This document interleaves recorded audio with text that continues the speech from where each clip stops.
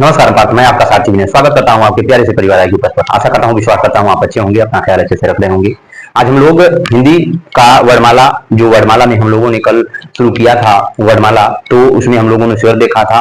उसमें हम लोगों ने ये भी देखा कि सबसे छोटी इकाई क्या होती है, तो और ये भी देखा था हम लोगों ने कि स्वरों की संख्या कितनी होती है, कुल स्वरों की संख्या कितनी होती है। तो आप मुझे बताना कि सबसे जो भाषा की सबसे छोटी इकाई क्या होती है, भाषा की सबसे छोटी लिखित इकाई क्या होती है, और आप ये भी मुझे बताना कि जो स्वरों की संख्या कितनी होती है, कुल स्वरों की संख्या कितनी होती है, और लिखा और लेखन के आधार पर स्वरों की संख्या कितनी होती है, ये भी मुझे बताइएगा। ठीक है, तो मैं बता दूं कि लेखन के आधार पर स्वरों की संख्या 13 होगी और स्वरों की संख्या कितनी होती है, 11 होती है। कुल स्वरों की अगर संख्या आपसे पूछ लेता है तो आप इसमें 13 कहिएगा। ठीक है, कितना कहेंगे? 13 कहेंगे।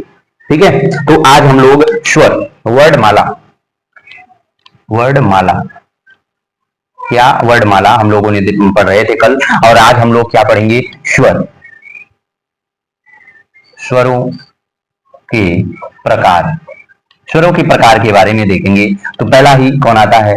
दीर्घ स्वर। दीर्घ दीर्घ क्या है? दीर्घ स्वर है। नहीं, सबसे पहले आप दीर्घ स्वर देखो। हाँ चलो चलो ठीक है, दीर्घ ही देख लो पहले। आप क्या देखोगे? दीर्घ स्वर देखोगे। सबसे पहले कौन? दीर्घ स्वर के बारे में देख लेते हैं। दीर्घ स्वर, दीर्घ स्वर कौन कौन से आता है? दीर्घ स्वर में आपके कौन कौन से आएंगे? तो दीर्घ स्वर में आप देखोगे तो दीर्घ स्वर में आप आ, ई और बड़ा ऊ। दीर्घ स्वर में बड़ा आ आएगा, बड़ी ई आएगी, और कौन आता है? आपका बड़ा ऊ आता है। ठीक है, कौन आता है? बड़ा ऊ आता है। कौन आता है? बड़ा ऊ आ जाएगा। ठीक है, दीर्घ स्वर में ये लोग आ जाते हैं। फिर उसके बाद कौन आएगा? ए, आए, ओ, औ आ जाते हैं। तो दीर्घ स्वर में देखोगे तो इनकी संख्या कितनी होगी? 7 और 3। तो कितनी होती है? 3 होती है। दीर्घ स्वरों में संख्या कितनी होती है? इनकी 3 होती है। दीर्घ स्वरों की संख्या कितनी होती है? जो 3 होती है। ठीक है, दीर्घ स्वर में संख्या कितनी होती है? 7 होती है या 3? तो आप 3 ही करोगे, क्योंकि ये इन्हीं लोगों की सहायता से बन जाते हैं। ठीक है, ये सभी क्या है? इन्हीं लोगों की सहायता से, इन्हीं दोनों की सहायता, तीनों की सहायता से ये चारों बनते हैं। ठीक है, किससे बनते हैं? इन्हीं चारों की सहायता से बन जाते हैं। ठीक है, इन्हीं की सहायता से क्या करते हैं? ये बन जाते हैं। ठीक है, बनते हैं। ठीक है, ये जो चारों हैं ये संयुक्त स्वर के भी नाम से जाने जाते हैं। इनको क्या कहता है? इनको संयुक्त स्वर भी कहा जाता है। इनको संयुक्त स्वर भी कहा जाता है। ठीक है, ये इनको भी संयुक्त स्वर भी कहा जाता है। संयुक्त संयुक्त स्वर, संयुक्त स्वर जो होंगे वो ए, आए, एक मात्रा रहेगा ना ये इसमें, आए, ओ और औ। ये संयुक्त स्वर होते हैं। क्या होते हैं? ये संयुक्त स्वर होते हैं। ये दोनों क्या होते हैं? संयुक्त स्वर होते हैं। ठीक है, संयुक्त स्वर होते हैं, और संयुक्त स्वर होते हैं जो अलग अलग जाति से मिलकर बनते हैं, मिलकर बनते हैं।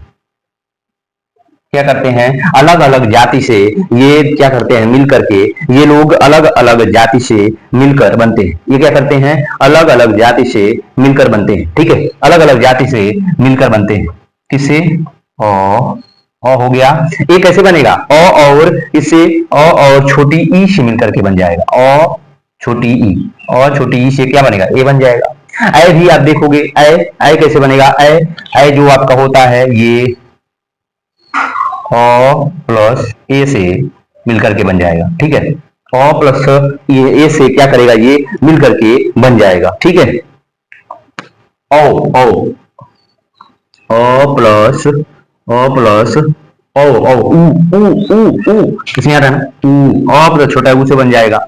ओ ओ ऊ है, ओ भाई ऊ है, फिर ओ प्लस ऊ, ओ बन गया ना? ओ प्लस ओ से ये भी मिलकर के बन गया। कौन? आपका ओ भी बन गया। तो ये अलग अलग जाति से मिलकर के बनते हैं। ठीक है, और दीर्घ स्वर जो होते हैं, हमारे जो दीर्घ स्वर होते हैं, ये क्या होते हैं, तो दीर्घ स्वर जो होते हैं अपने ही दो स्वरों से, ये अपने दो स्वरों से मिलकर बनते हैं। तो दीर्घ स्वर होते हैं तो ये दो स्वरों से मिलकर बनते हैं, दो स्वरों से मिलकर बनते हैं। तो इनकी संख्या कितनी होती है, इनकी संख्या आप पहले करिएगा 3। पहले अगर नहीं, अगर अगर ऑप्शन में अगर नहीं है तो आप उसको 7 करिएगा। अगर ऑप्शन में नहीं है, ऑप्शन में अगर 3 नहीं है, दीर्घ स्वरों की संख्या पूछेगा तो आप 3 ही करिएगा। अगर ऑप्शन में नहीं है 3 तो 7 कर दीजिएगा, ठीक है। अगर फिर उसके बाद संयुक्त स्वर आएंगे, संयुक्त स्वर जो होते हैं, स्वरों की संख्या जो होती है, इनकी संख्या 4 होती है। इनकी संख्या कितनी होती है, 4 होती है। और यहीं पे संयुक्त, यहीं पे लिखिएगा संयुक्त स्वर प्लस दीर्घ स्वर मिल करके संधि स्वर का क्या करते हैं, निर्माण करते हैं। किसका, संधि स्वर बनाते हैं।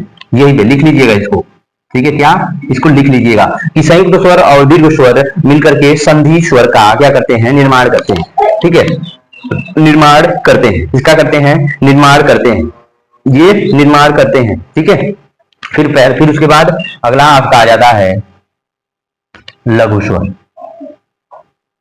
लघु प्लुत, इसको प्लुत स्वर भी कहा जाता है, इसको लघु स्वर भी कहा जाता है। प्लुत जो है मूल, अरे प्लुत नहीं, मूल, इसको मूल स्वर भी कहा जाता है। मूल स्वर भी क्या कहा जाता है, इसको मूल स्वर भी कहा जाता है। और ह्रस्व स्वर भी कहा जाता है, ह्रस्व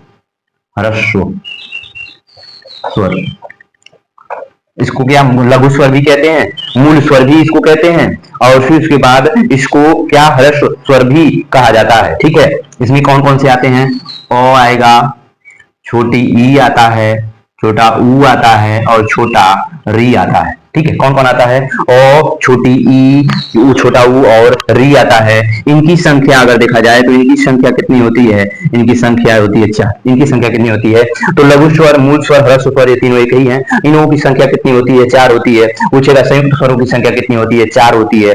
और आगे पूछेगा कि दीर्घ स्वरों की संख्या कितनी होती है, तो आप कहिएगा 3 होती है। अगर ऑप्शन में 3 नहीं दिया हुआ है तो आप उसमें 7 कर दीजिएगा, ठीक है। क्या कर दीजिएगा, 7 कर दीजिएगा। क्या करिएगा, 7 कर दीजिएगा, ठीक है। इसमें देखोगे कि इन लोगों के कैसे, ये लोग कैसे बन रहे हैं, कैसे ये लोग बनते हैं, ठीक है। ये लोग कैसे बनते हैं, ये लोग, इन लोगों का तो मैंने बना दिया। यहाँ पे देखोगे आ कैसे बनता है, आ कैसे बनता है, जैसे ओ और प्लस ओ से, आ कैसे बनता है, ओ प्लस ओ से, ओ प्लस ओ से आ बनता है, ठीक है। जो बड़ी ई कैसे बनता है, बड़ी ई कैसे बनता है, जो छोटी ई और छोटी ई से, ठीक है। और बड़ा ऊ कैसे बनता है, दीर्घ स्वर में देखोगे तो बड़ा ऊ कैसे बनता है, तो बड़ा ऊ के लिए तो यही है, छोटा ऊ और प्लस छोटा ऊ मिला करके क्या करते हैं, ये लोग बड़े ऊ का निर्माण कर देते हैं। और आप देखोगे कि ए कैसे बनता है, ए कैसे बनता है, तो ए बनेगा ओ प्लस ई से, ठीक है। ये कैसे बनेगा, आई कैसे बनेगा, ओ प्लस ए से, ठीक है। ओ कैसे बनेगा, ओ कैसे बनेगा, जो ओ प्लस ऊ से, और ओ कैसे बनेगा, ओ प्लस ओ से, ठीक है, ओ से ये बनते हैं। कैसे, ऐसे ही इनों का निर्माण होता है। कैसे होता है, ऐ, ठीक है। आगे चलते हैं, नेक्स्ट पे हम लोग देखते हैं कि नेक्स्ट में हम लोगों से क्या ये पूछ रहा है, ठीक है। ठीक, फिर उसके बाद हम देखते हैं स्वर में, तो प्रयत्न के आधार पर स्वरों का जो उच्चारण, तो प्रयत्न के आधार पर लिखना है यहीं पे, प्रयत्न के आधार प्रयत्न के आधार पर स्वरों का उच्चारण, उच्चारण स्वरों की जो देखो प्रयत्न के आधार पर जो स्वरों का उच्चारण जो कितनी प्रकार से होता है, तो प्रयत्न के आधार पर स्वरों का उच्चारण कैसे होता है, तो पहले आप देखोगे तो जीभ के आधार पर होगा। पहले आपको देखोगे तो पहला आपको देखो 3 प्रकार से होता है। पहला जीभ के आधार पर, जीभ के आधार पर, इसके जीभ के आधार से, जीभ के आधार पर जो आप देखोगे तो जीभ के आधार पर भी 3 प्रकार से होता है। कितने प्रकार से? 3 प्रकार से होता है। ठीक है, जीभ के आधार पर 3 प्रकार से होता है। पहला अग्र, अग्रस्वर, अग्रस्वर पहला होता है आपका अग्रस्वर। पहला क्या है आपका अग्रस्वर देखने को मिलेगा। पहला आपको अग्रस्वर देखने को मिलेगा।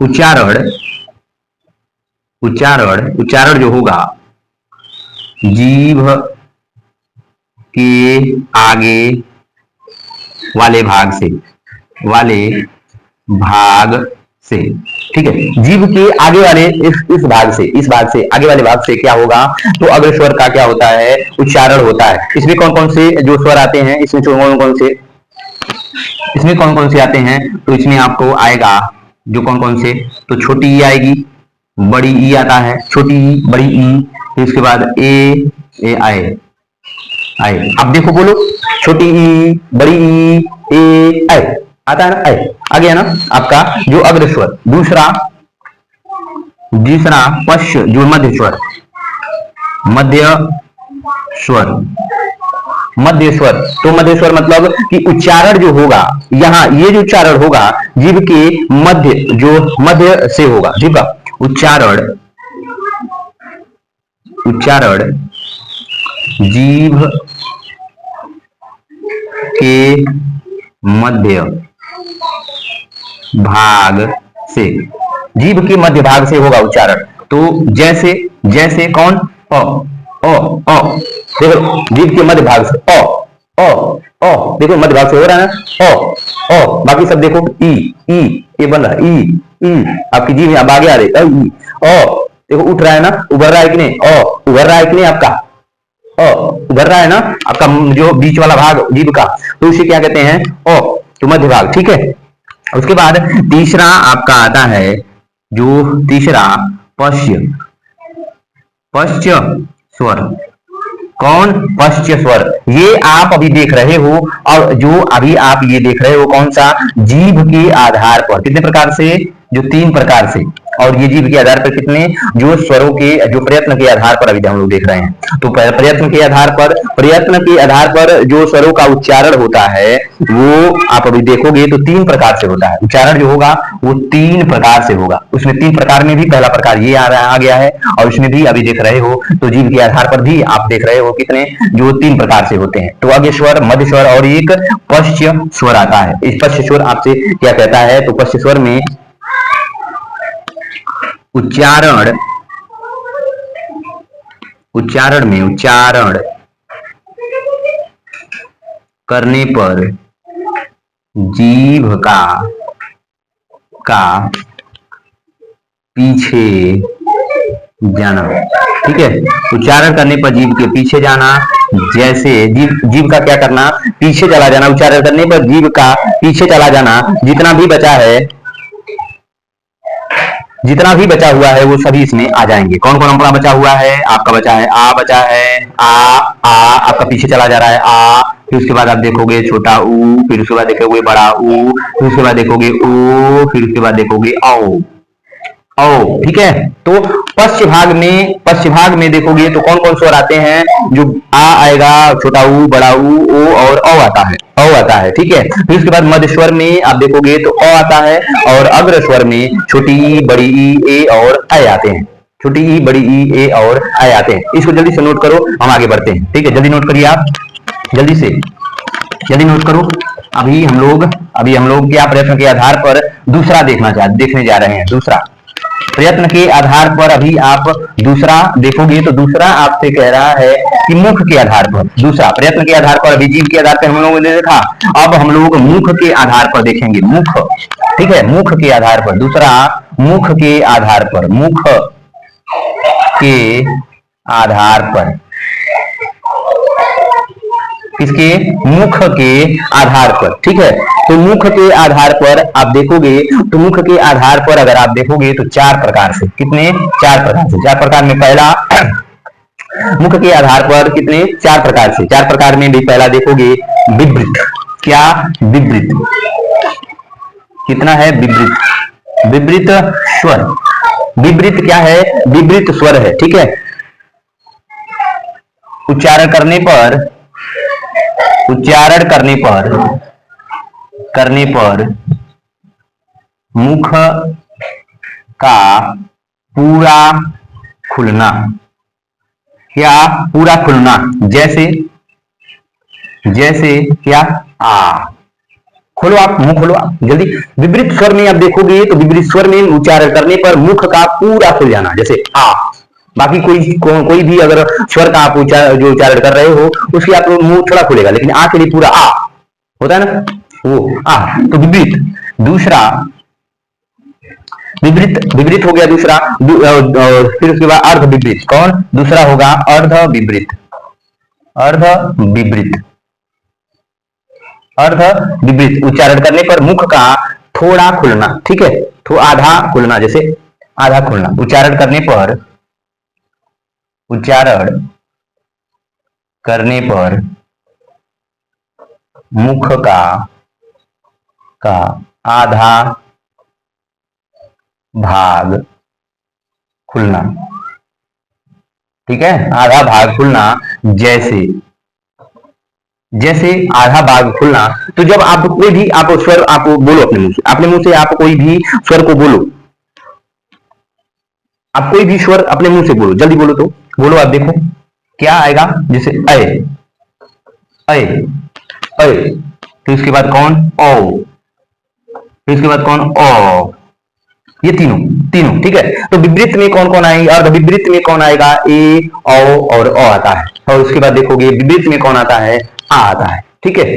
फिर उसके बाद जो तीसरा आपका आएगा, तीसरा, तीसरा आपको कौन आएगा, समृद्ध आएगा, कौन, समृद्ध, कौन, समृद्ध आएगा। समृद्ध में कहता है उच्चारण करने पर, उच्चारण, उच्चारण करने पर मुख का नौ या कुछ खुलना, कुछ खुलना, खुलना, कुछ खुलना, कुछ खुलना, जैसे, जैसे इसमें देखोगे, इसमें क्या कौन कौन से आ जाएंगे आप, जैसे में, जैसे आप इसमें बोलो छोटी ई, छोटी ई, मुंह खुल रहा है नहीं ना, छोटी ई, छोटी ई, छोटी ई, छोटी ई, छोटी ई, मुंह हमारा खुल रहा है, नौ के बराबर खुल रहा है, छोटी ई, देखो मुंह मेरा, मेरा मुंह पे ध्यान दो, बड़ी ई, बड़ी ई, छोटा ऊ, छोटा ऊ, बड़ा ऊ, बड़ा ऊ, खुल रहा है, नौ के बराबर खुल रहा है, या कुछ भाग हमारा खुल रहा है मुंह का, ठीक है। कौन कौन से, तो बड़ी ई, छोटा ऊ, बड़ा ऊ, ठीक है, इसमें कौन, समृद्ध में, और चौथा आ जाएगा अर्ध समृद्ध, अर्ध समृद्ध, अर्ध समृद्ध, अर्ध समृद्ध, कौन, अर्ध समृद्ध, मुख का न के उच्चारण करने पर, उच्चारण करने पर मुख का नौ के बराबर खुलना, मुख का नौ, नौ, मुख का नौ के बराबर खुलना, या मुख का खुलना ही ना, देख, मुख का नौ के बराबर खुलना, बराबर खुलना, ठीक है, खुलना। तो इसमें आप देखोगे तो नौ के बराबर मतलब खुलेगा ही नहीं, ठीक है, नौ के बराबर, जैसे कि देखो ए, ए, ए, ए, ओ, ए, ओ, मुंह देखो, मेरा मुंह देखो, ए, ओ, ए, ओ, ए, ओ, खुला है नहीं ना, नौ के बराबर खुला है नहीं, खुला है, तो कौन कौन आएंगे इसमें स्वर, जैसे ए और ओ, ओ, ओ, ओ, मुंह खुला, मुंह खुला, मुंह खुला, विपरीत में आएगा, कौन, अर्ध विपरीत में आएगा ओ, ठीक है। फिर उसके बाद आपको तीसरा मिलेगा, तीसरा, तीसरा ओठ के आधार पर, ओष्ठ, ओष्ठ के आधार पर, आधार पर स्वरों का उच्चारण उच्चारण ओठ के आधार पर स्वरों का उच्चारण आपसे पूछेगा, ठीक है। तो ओठ के आधार पर स्वरों का उच्चारण, ठीक है। तो पहला ही आपका आता है कितना, पहला पहला पहला कौन, दो प्रकार के होते हैं ओठ के आधार पर स्वरों का उच्चारण, दो प्रकार से होगा। पहला आपको देखने को मिलेगा कौन, वृत्त वृत्ताकार या वृत्त मुखी, वृत्ताकार या वृत्तमुखी, वृत्ताकार या वृत्तमुखी, ठीक है। उच्चारण करने पर उच्चारण करने पर ओठ का मुख का गोल होना हो जाना, कि जब आप किसी भी स्वर का उच्चारण करोगे तो उसके उच्चारण में जब आपके ओठ गोल हो जाएंगे, गोल ऐसे गोल हो जाएंगे, तो वो क्या होगा, वो स्वर वृत्ताकार या वृत्तमुखी कहलाएगा। वो स्वर किस क्या कहलाएगा, वृत्ताकार या वो वृत्तमुखी कहलाएगा। जैसे आप देखोगे, जैसे बोलो अ आ छोटी छोटी बड़ी ए आए ऊ ऊ, गोल हुआ ऊ बड़ा ऊ, फिर ए आए ओ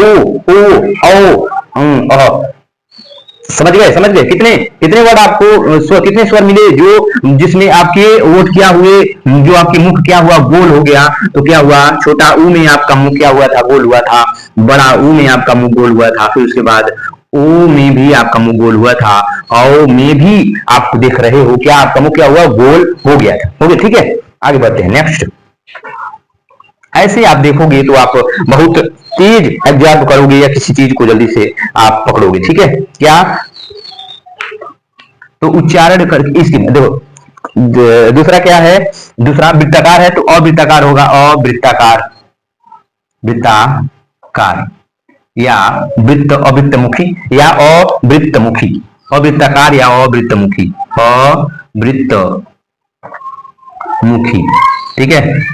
उच्चारण करने पर ओठ का गोल न होना, क्या कह रहा है, उच्चारण करने पर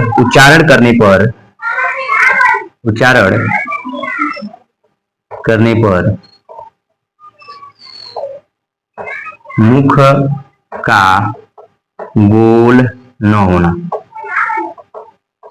होना, ठीक है। तो मुख का गोल न होना, आप अभी देख रहे थे, हमने आपके सामने सारे वर्डों को क्या किया था, जो पढ़ा था, और इसमें आपको मुख गोल नहीं हो रहे हैं, वो सारी चीजें क्या इसमें लिख दो। अ नहीं गोल हुए थे, आ नहीं गोल हुए थे, छोटी ई नहीं गोल हुए थे, बड़ी ई नहीं गोल हुए थे, बड़ा छोटा ओ बड़ा ओ, फिर उसके बाद ए नहीं गोल हुए थे, आए नहीं गोले हुए थे, ओ में हुए थे, आओ हो गया था। ये सारी ये चीजें आपकी क्या हो गई, ये अवृत्तमुखी में आ जाएंगी, अवृत्तमुखी में ये चीजें आ जाएंगी, ठीक है। अवृत्तमुखी में आ छोटी बड़ी ए आए, ये अवृत्तमुखी हो जाएंगी, ठीक है। ये अवृत्तमुखी हो जाएंगी, ठीक है। आगे बढ़ते हैं नेक्स्ट, आगे बढ़ते हैं और नेक्स्ट, ठीक है, नेक्स्ट पढ़ते हैं, नेक्स्ट टॉपिक आप हम लोग क्या करेंगे, पढ़ते हैं।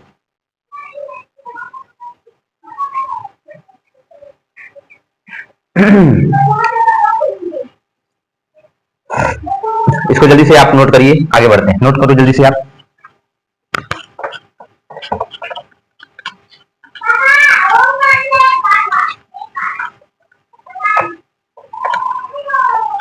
चलिए आइए आगे।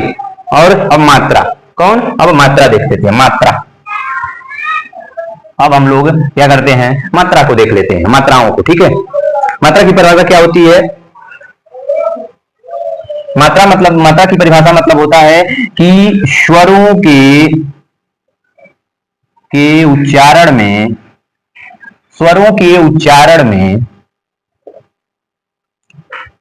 लगने वाला समय, स्वरों के उच्चारण में लगने वाला समय को ही हम लोग क्या कहते हैं, मात्रा कहते हैं, ठीक है। इनकी संख्या कितनी होती है, इनकी संख्या कितनी होती है, 3 होती है। इनकी संख्या कितनी होती है, इनकी संख्या 3 होती है। इनकी संख्या क्या होती है, 3 होती है। पहला लघु मात्रा, या एक मात्रिक, या एक मात्रिक, या एक मात्रिक कहा जाता है। लघु मात्रा या एक मात्रिक कहते हैं। सबसे कम समय, सबसे सबसे कम समय, सबसे कम समय लगने वाला मात्रा, सबसे कम समय लगने वाला मात्रा। जैसे जैसे आप देखोगे, जैसे आप इसमें देखोगे, इसमें जैसे कौन कौन आएंगे, जैसे आप बोल दोगे अ, समय नहीं लगा ना, छोटी ई, समय लगा नहीं, छोटा ऊ, फिर इसके बाद री, छोटी री, छोटी री। ठीक है, तो इसमें क्या, इसमें आपको समय नहीं लगा, समय लगा इसमें आपको एक भी समय इसमें आपको नहीं लगा। दूसरा, दूसरा आप देखोगे इसमें, दूसरा जो है दीर्घ, दीर्घ मात्रा। कौन, दीर्घ, दीर्घ मात्रा या द्विमात्रिक, द्विमात्रिक, कितना, द्विमात्रिक, द्विमात्रिक। ठीक है, लघु से अधिक, क्या होगा, लघु से अधिक है, ठीक है, लघु से, लघु से अधिक। मात्रा भी निकालना मैं सिखाऊंगा आपको, मात्रा भी निकालना सिखाऊंगा, लेकिन उसके लिए आपको थोड़ी समय चाहिए। ठीक है, उसके लिए थोड़ा समय, उसके लिए अलग टॉपिक आएगा आपका, उसमें हम लोग ये इसका डिस्कस करेंगे। ठीक है, लघु से अधिक समय, ठीक है, समय लगने वाला मात्रा, लघु से अधिक समय लगने वाला मात्रा। जैसे, जैसे आ, बड़ा ऊ जो है बड़ी, बड़ा ऊ, ए, फिर आए, ओ, औ, ठीक है। क्या, ए बड़ा, जो बड़ा जो है आ हो गया, जो बड़ी, बड़ा वो, ए आए ओ आओ, ये क्या है, दीर्घ मात्रिक होते हैं।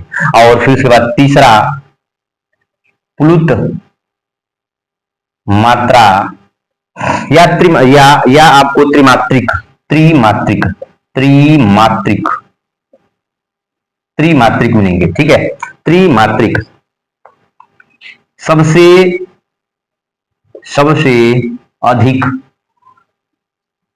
अधिक समय लगने वाला मात्रा, वाला मात्रा, सबसे अधिक समय लगने वाला मात्रा। जैसे, जैसे आप बोलोगे, किसी को नहीं बोलते हो कि ओ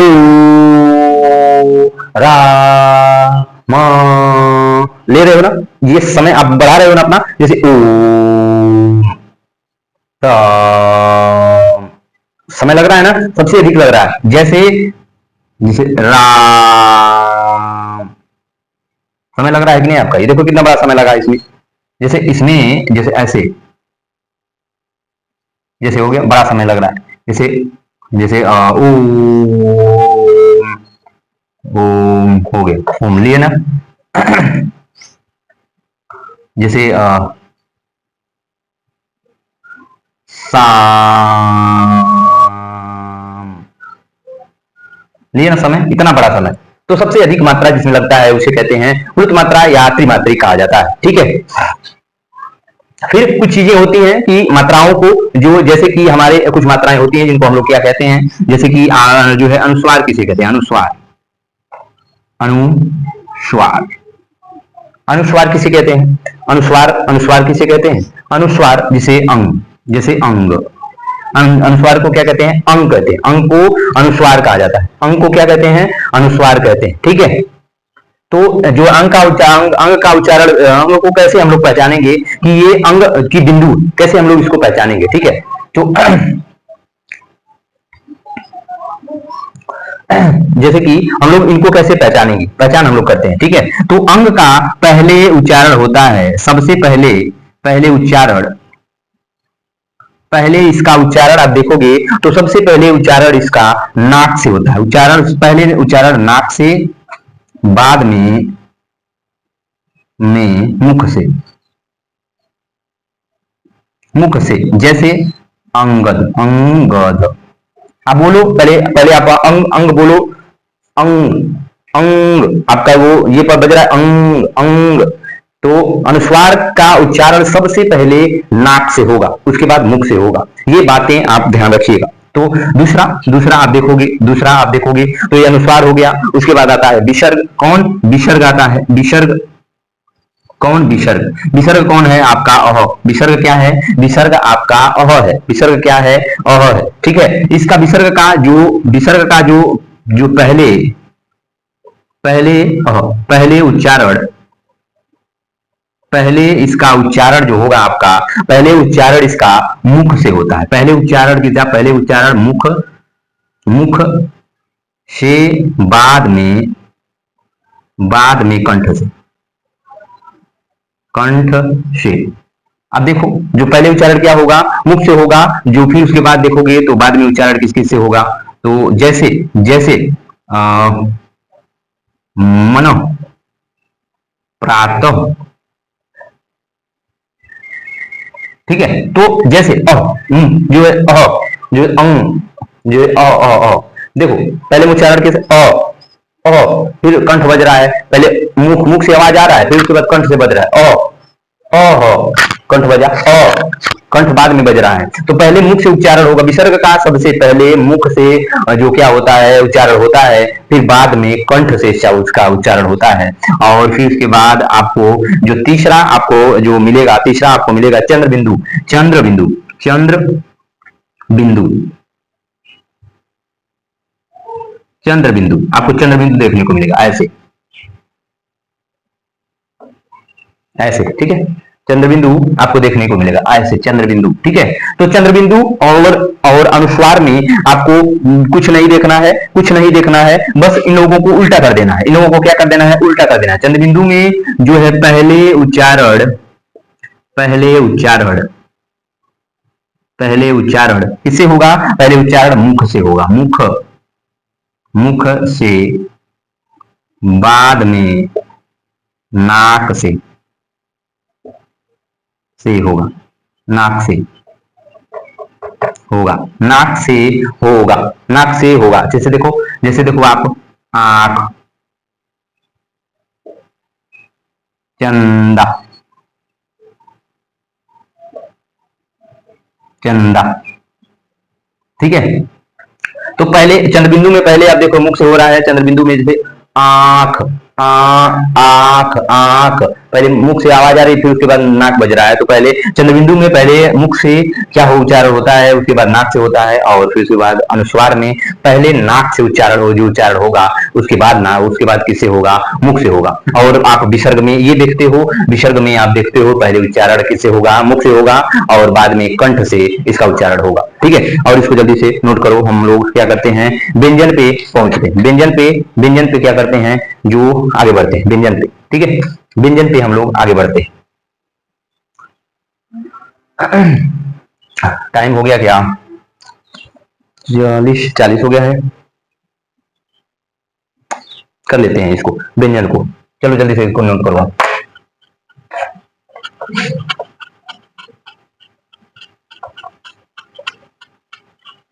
जल्दी से आप नोट करो।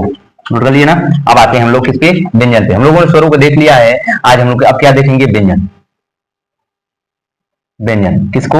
व्यंजन को देख रहे हैं, व्यंजन को देखेंगे। ठीक है। व्यंजन में आपको सबसे, व्यंजन में कितना, इसकी व्यंजनों की संख्या कितना होती है? व्यंजनों की संख्या कितनी होती है? 33 होती है। व्यंजनों की संख्या कितनी होती है? हमने पढ़ा था कितनी होती है? 33 होती है। व्यंजनों की संख्या कितनी होती है? 33 होती है। और इनको 3 भागों में बांटा जाता है। 3 भागों में बांटते हैं। कौन कौन से? पहला भाग कौन कौन से है? कौन कौन से? वर्ग स्पर्शी है। वर्ग, वर्ग स्पर्शी, एक वर्ग स्पर्शी आता है। एक वर्ग स्पर्शी व्यंजन, वर्ग स्पर्शी व्यंजन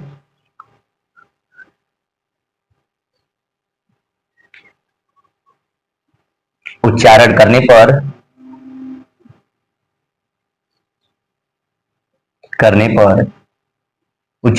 पर उच्चारण अगर इसको इसका करोगे तो जीभ मुख के विभिन्न भागों को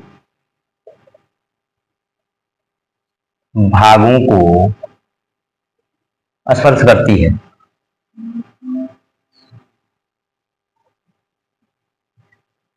करती है उसे कहते हैं, उसको हम लोग वर्ग स्पर्शी कहते हैं। उसे क्या कहते हैं? वर्ग स्पर्शी कहा जाता है, उसको वर्ग स्पर्शी व्यंजन कहा जाता है। दूसरा दूसरा आपको मिलेगा अंतस्थ व्यंजन। क्या?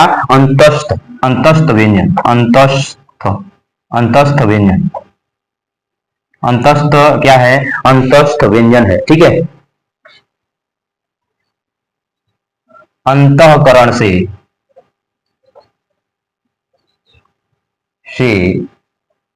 उच्चारित होने वाला वर्ड वर्ड अंतःकरण से उच्चरित होने वाला वर्ड। ठीक है। अंतःकरण से उच्चरित होने वाला वर्ड कौन? अंतःकरण से उच्चरित होने वाला वर्ड। ठीक है।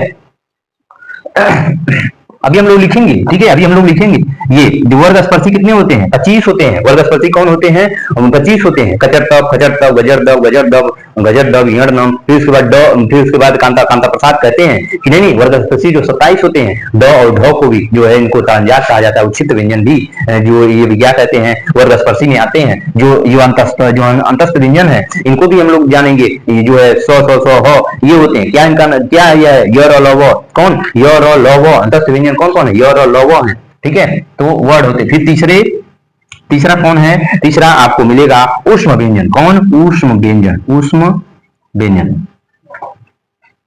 ऊष्म व्यंजन। ठीक है। तीसरा कौन आपको मिलेगा? ऊष्म व्यंजन मिलेगा। ठीक है।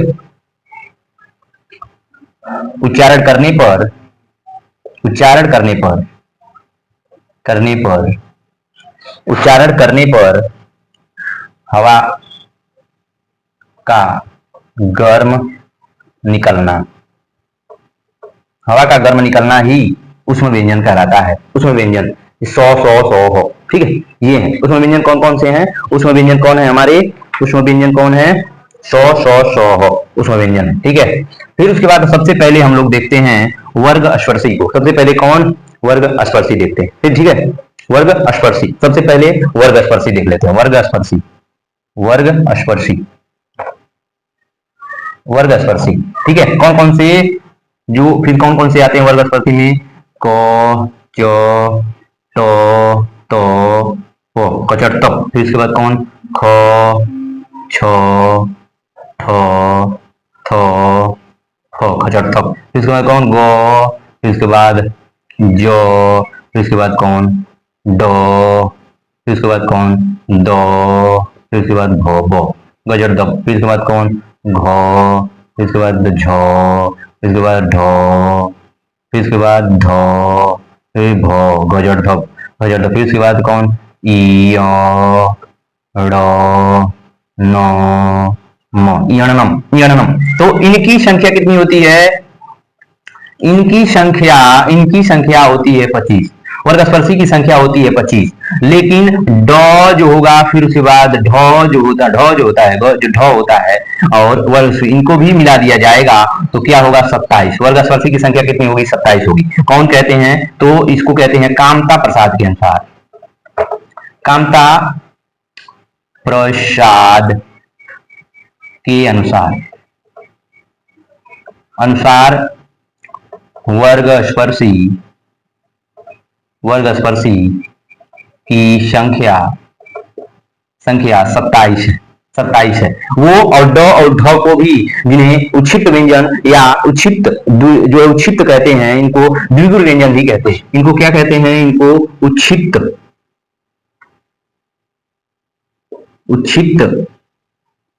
ताड़नजात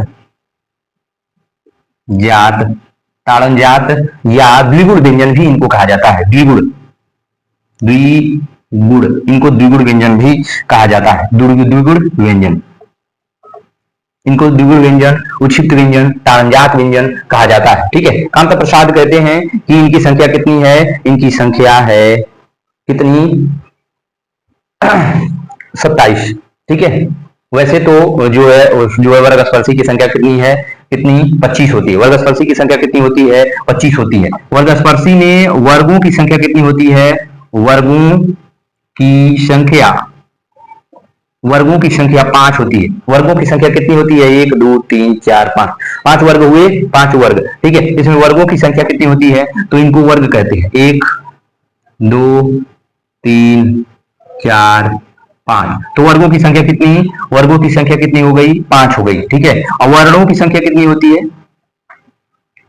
वर्णों की संख्या, तो वर्णों की संख्या कितनी होती है? वर्णों की संख्या 25। तो कुल की सभी को वर्ण कहा जाता है। और इनके से जो जो वर्ग जो इनके जो वर्ग है 1 2 3 4 5, तो इनको वर्ग कहा जाता है। और अक्षरों को वर्ड वर्ड कहते हैं। तो वर्णों की संख्या कितनी होती है? दिख रहा है ना ये वर्ण। वर्णों की संख्या कितनी होती है? तो वर्णों की संख्या 25 होती है। और वर्गों की संख्या कितनी होती है? वर्गों की संख्या कितनी होती है? 25 होती है। इनको आप देखोगे, इनको अनुनासिक व्यंजन कहते हैं। अनुनासिक व्यंजन कहते हैं। अनुनासिक या नासिक्य, नासिक्य व्यंजन कहते हैं, ठीक है।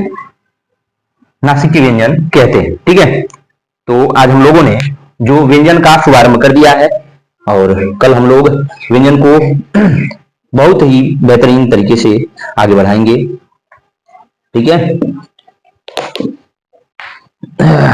बहुत ही बेहतरीन तरीके से कल हम लोग आगे बढ़ाएंगे। कल हम लोग अघोष, अघोष, अल्पप्राण, महाप्राण, और फिर उसके बाद अंतस्थ व्यंजन, उष्म व्यंजन, फिर उसके बाद जो है संघर्षी व्यंजन, उसमें संघर्षी व्यंजन, ये सारी चीजें जानेंगे, ठीक है। फिर उसको अपना ध्यान रखिएगा, ख्याल रखिएगा। नमस्कार।